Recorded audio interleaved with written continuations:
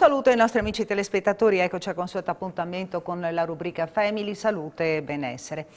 La trasmissione di oggi è dedicata alla montagna, o perlomeno ai rischi che si corrono in montagna e agli interventi che praticamente vengono seguiti dall'ospedale di Tolmezzo. E oggi il nostro gradito ospite, il dottor Pierpaolo Pilinini, che è direttore della struttura operativa complessa di medicina d'urgenza e del pronto soccorso dell'ospedale di Tolmezzo.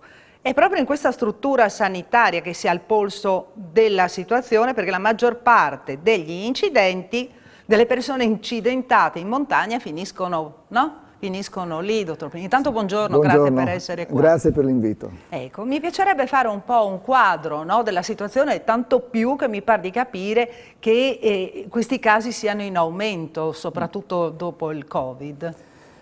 Indubbiamente l'argomento è un argomento attuale, considerando che le attività estive in montagna predominano sostanzialmente nei nostri contesti.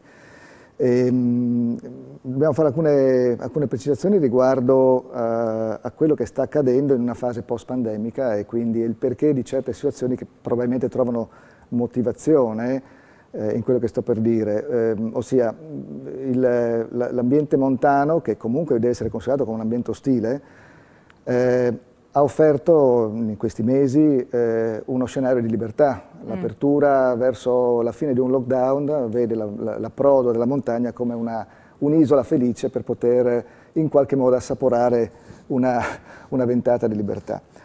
Purtroppo questa spensieratezza sottende a dei rischi che molto spesso non vengono calcolati e quindi la disattenzione, l'impreparazione, la inconsapevolezza dei rischi è causa probabilmente di quello che è un incremento che stiamo verificando in questi ultimi tempi come infortuni in ambienti montani. Ecco, dicevamo incremento, ha qualche dato lei sotto mano? Dunque, allora, l'incremento è un dato nazionale, sì. Faccio per dire alcune cifre a livello, questi sono dati tratti dai report del soccorso alpino, anche se i dati del soccorso alpino considerano solamente i loro interventi. Certo. Quello che avviene in un pronto soccorso è un pochino più corposo. Comunque, facciamo una stima, 10.200 interventi quest'anno in Italia solo attivazione del soccorso alpino. E parliamo di un incremento del 5-7% rispetto agli anni precedenti. Stessa cosa anche sul territorio regionale e per quanto riguarda le sezioni, sono dati che mi hanno gentilmente fornito gli operatori del soccorso alpino in questi giorni, anche per quanto concerne in Carnia, gli interventi nelle sezioni del soccorso alpino parlano di numeri corposi. Per dire 2018 220 interventi, 2019 240, 314 nel 2020, scusi, e già a oggi siamo praticamente sulla stessa cifra. Quindi parliamo di... A oggi, che adesso è appena cominciato un mese, no, il mese classico, diciamo, per chi che va a fare rapportato al 31 agosto, ecco, c'è questo trend. Quindi l'anno scorso e quest'anno hanno avuto incrementi esorbitanti, questo sì. Ecco, i traumi più frequenti? Allora, intanto dobbiamo distinguere... Perché nel periodo invernale si sa, esatto. Le fratture... Intanto dobbiamo distinguere la tipologia, perché frequentare la montagna può essere frequentata in diversi modi.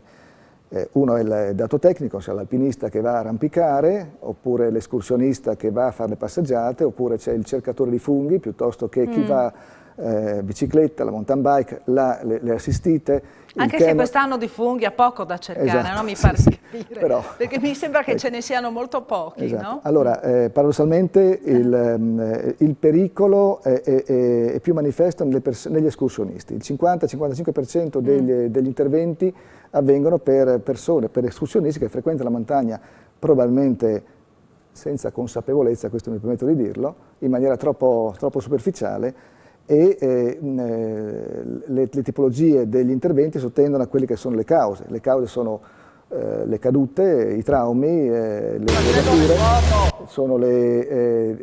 poi abbiamo quello che viene chiamato il disorientamento, cioè il fatto che la persona o si perda o non abbia calcolato i tempi di attività, quindi con esaurimento fisico, talvolta anche psicologico, Talvolta le condizioni meteo che non vengono calibrate possono essere causa, ecco, di un'attivazione. Perché uno non si rende conto che in montagna la situazione, no, Possono variare, certo. varia da un momento all'altro. Esatto. E poi abbiamo i malori, ovviamente dalle patologie cardiovascolari, respiratorie e quant'altro. Ci sono poi le anafilassi, i morsi dell'animale, tipo non so, il contatto con vipere, con zecche e quant'altro. Ecco.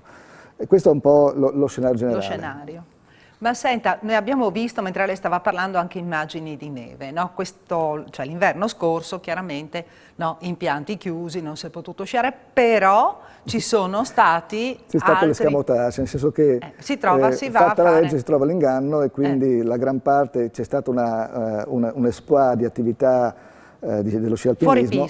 Fuori pista, ecco, perché, ecco, tanto per dire. Anche se devo dire, chi pratica il fuoripista in genere è una persona abbastanza esperta, ecco, quindi non abbiamo avuto quella sensazione di incremento, ecco.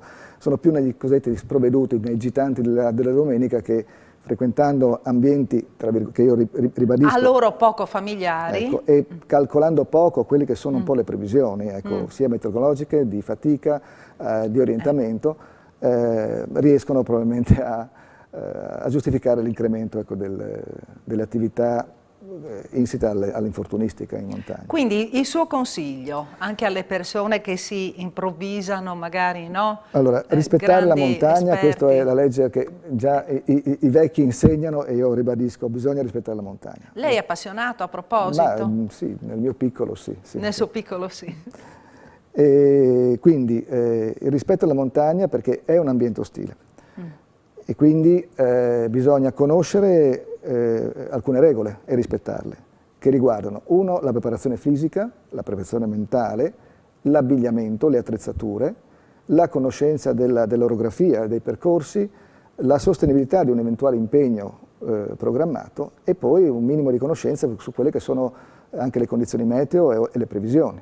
Questo, ecco, sono poche norme, ma vanno rispettate. E l'altra cosa, questo non pregiudica il fatto di non poter frequentare la montagna se uno non è in grado. Bisogna eventualmente affidarsi a persone che hanno conoscenza, quindi accompagnatori, guide alpine.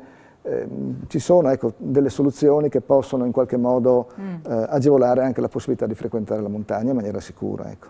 Comunque anche l'abbigliamento ha il suo ruolo importante, certo. Perché ci sono tanti, almeno so, che si improvvisano, non sono mai stati a passeggiare, a camminare, dicono tanto è una passeggiata facile, sì, quindi bisogna cominciare. Le scarpe, questo è vero. Cosa indispensabile. Cosa indispensabile, la protezione anche per quanto riguarda le temperature, perché in montagna sappiamo ci possono essere variabilità meteorologiche che ovviamente possono esporre a dei rischi. Bisogna indubbiamente dotarci di equipaggiamento adatto, ok? E l'altra cosa che io ribadisco sempre è che saper dire anche rinunciare, non ostinarsi a voler sfidare una montagna quando non ci sono le condizioni per poterla sfidare. E un'ultima parentesi, perché questo purtroppo lo devo dire, non pensare che comunque sia tanto c'è un soccorso alpino, tanto c'è un 112 che in qualche modo può intervenire. Io purtroppo sono testimone di situazioni che per affaticamento o per situazioni legate al fatto che la gente non va più avanti, chiamano l'elicottero per essere trasportate. Non è ammissibile una cosa del genere, perché ovviamente è un costo, sono risorse che costano e vanno impiegate in maniera appropriata per le giuste cause. Non è pensabile che la gente, perché è stanca, possa chiamare un elicottero per farsi riportare a casa. Questo non perché è successo questo? Purtroppo è successo, sì. Questo è successo, sì. Un caso solo o quanti casi? Adesso non ho il dato, ma insomma, sono aneddoti che però fanno un po' insomma, colpiscono, ecco, diciamo, questo sì.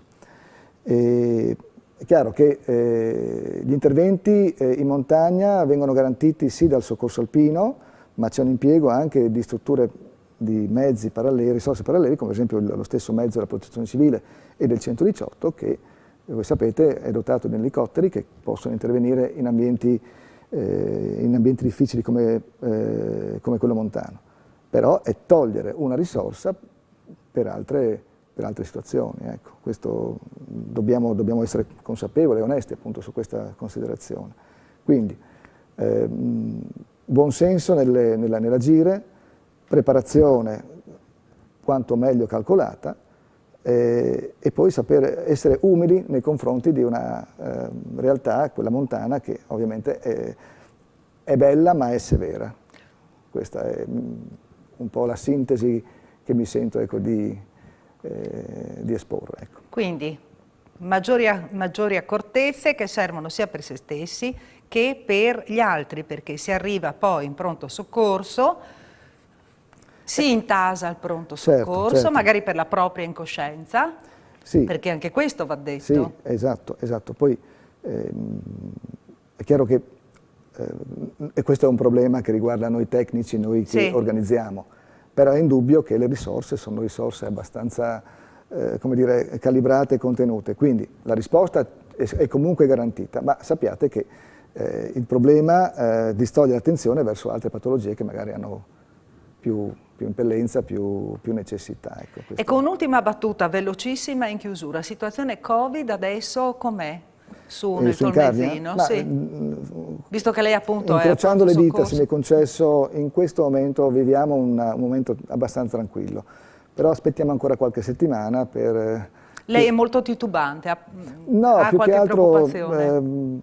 Il problema sono le organizzazioni, non è tanto il Covid, il problema sono gli impatti sulle organizzazioni, perché almeno per quanto concerne la nostra attività, noi dobbiamo lavorare in parallelo, dobbiamo rispettare le regole anti-Covid, ma dobbiamo anche gestire tutta la patologia che in questo momento non trova una risposta sul territorio e che afferisce al pronto soccorso. Quindi c'è un po' di crowding in inglese, no? Un po' di intasamento, e questo riguarda un po' le difficoltà delle risorse, del personale, dei posti letto, ma insomma sono dati tecnici che magari avremo altro modo di certo, parlare. magari fra un po' ci ritorniamo a sentire e facciamo un aggiornamento per quanto riguarda la situazione. Non posso fare altro che ringraziare il dottor Pierpaolo Pillinini per essere stato nostro ospite, ringraziare i nostri amici telespettatori ai quali do appuntamento a martedì prossimo, sempre alla stessa ora. Arrivederci.